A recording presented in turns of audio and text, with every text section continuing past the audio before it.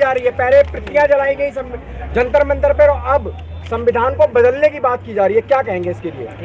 ये जितने देश के अंदर नालायक निकम्मे अम्बेडकरवादी घूम रहे हैं, जो अपने आप को अम्बेडकरवादी कह रहे हैं, वो चाहे बहुजन समाज के नेता हैं, चाहे ये 29 लाख संगठन है जिनमें 4 लाख एक्टिव हैं, इनको सबको डूब के मर जाना चाहिए। जब ये सब मर जाएंगे, हमारे 131 सांसद और 1044 विधायक, तो हमें कम से कम ये सुकून मिल जाएगा कि संविधान की वजह से जो लोग MP MLA बने, मिनिस्टर बने, मुख्यमंत्री बने, उप मुख्यमंत्री बने, उप प्रधानमंत्री बने, राष्ट्रपति बने, क्या नाम है, डॉक्टर, इंजीनियर, प्रोफेसर बने, आज उस संविधान को बदलने की बात हो रही है। और ये नालायक अम्बेडकरवादी जो अपने आप को कह रहे हैं, नकली जय भीम वाले लोग खामोशी मुंह में दही जमाए बैठे हैं। जूता हाथ में ले लो, पहले ना छेतो।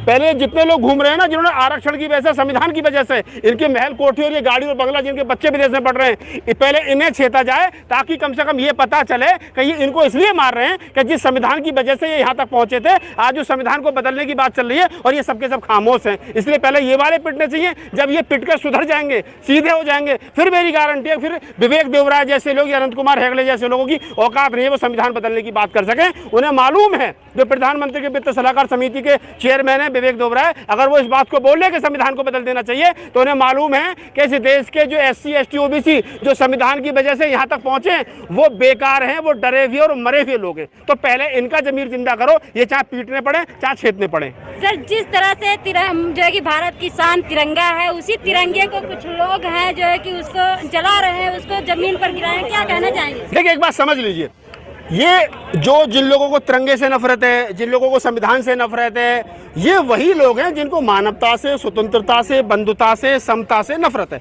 भारत का तिरंगा जो है वो इंसान में हिंदू, मुस्लिम, सिख, ईसाई, बौद्ध, जैन, पारसी, इस देश के अंदर हजारों पंथ, हजारों समुदाय, हजारों जातियों को इकट्ठा करने का जो है वो कहीं ना कहीं उसका एक मकसद है। लेकिन जो लोग उसको जला रहे हैं, तो ये समझ लीजिए उसको इसलिए जला रहे हैं क्योंकि उनको वो पसंद नहीं है, वो भगवा फेरा देना चाहते हैं।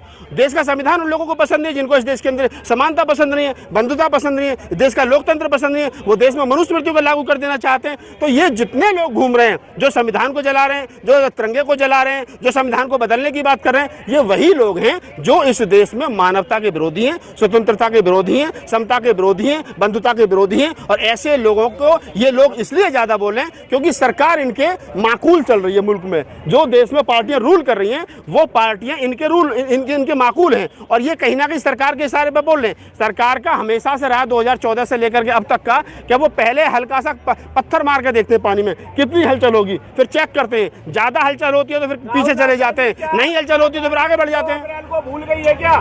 2 अप्रैल में जो 13 बच्चे शहीद हुए थे, वो कौन थे? उनका बाप IAS था, PCS था, वो मिनिस्टर के बच्चे थे, मुख्यमंत्री के बच्चे थे, डॉक्टर, इंजीनियर के बच्चे थे। अरे वो गांव देहात में रहने वाले वो बच्चे थे जिन्होंने बाबा साहब डॉक्टर अम्बेडकर को पढ़ा और समझा, और उनको बेचारों को ना तो संवैधानिक अधिकार मिला, ना आरक्षण से कुछ लाभ मिला। वो बेचारे गांव देहात में खेती किसानी मजदूरी करने वाले लोग थे। और ये जितने लोग कोठियों में और महानगरों में आकर के बस के बाबा साहब के आरक्षण की वजह से, ये तो उस दिन घरों से बाहर नहीं निकले। ईमानदारी की बात तो ये, इनके घर तो चंदा मांगने चले जाओ 14 अप्रैल पे, तो 20 रुपए लाते हैं घिसके 4 बार में। बदल जाएगा तो आप कैसे उसको रोकोगे? देखिए, मैं आपको एक लाइन में स्पष्ट कहता हूँ, देश का संविधान अगर है भी, देश का संविधान अगर जो लोग कह रहे हैं है भी, तो बता दीजिए वो कितना लागू किया उन्होंने अब तक, उसके प्रति सरकारें चल कितनी रही हैं। अगर संविधान है, संविधान बदला नहीं है, लेकिन ये भी सच्चाई है कि कितने % संविधान जो वो लागू हुआ है, ये बड़ी बात है। नंदन ठाकुर कहते हैं जवान बेटा जवान माँ के साथ ना रहे, जवान बेटा भाई के साथ ना रहे, इसमें आप तो देवकी नंदन ठाकुर से कहो कहाँ रहने चाहिए, कोई बताए वो कहाँ रहें, वहाँ जाकर के रहेंगे, जगह बताए ना कहाँ रहें। जवान बेटा जवान माँ के साथ नहीं रहेगा तो बुढ़ापे में सेवा कौन करेगा? देवकी नंदन ठाकुर।